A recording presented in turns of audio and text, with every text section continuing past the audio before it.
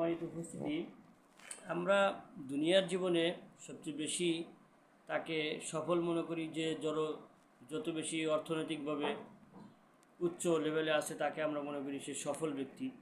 যে মনে করি বড় ডাক্তার তাকে মনে করি আমরা সে সফল ব্যক্তি।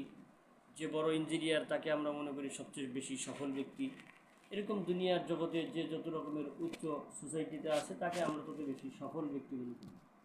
আসলে হাদিস কিন্তু সফল ব্যক্তি তাকেই বলে যার আমল আল্লাহ তাআলার নিকটে বেশি পছন্দনীয়, যার আমল যত বেশি তাকওয়াওয়ালা হবে, যার আমল যত বেশি ইখলাস বলা হবে, সে আল্লাহ তাআলার নিকটে যত বেশি দামি হবে।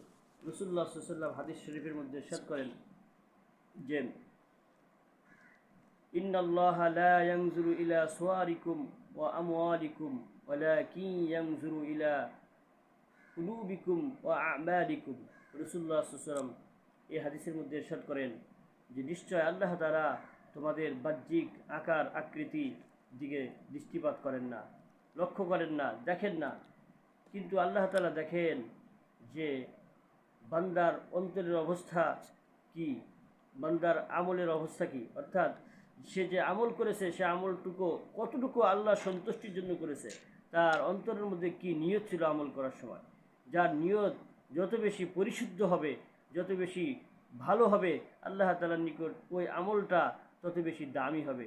এই জন্য আমরা প্রত্যেকটি কাজ করার সময় নিয়তটাকে খালেজ করে নিব, সহি করে নিব, তাহলে আল্লাহ তাআলার নিকটে ওই আমলটা বেশি দামি হবে এবং এই আমলের উসিলায় আমি আপনি সকলেই নাজাতের জরিয়া হয়ে যাবে আমাদের জন্য। আল্লাহ আমাদের সকলকে প্রত্যেকটি কাজ, প্রত্যেকটি ইবাদত একমাত্র আল্লাহর সন্তুষ্টির জন্য করার তৌফিক দান করেন।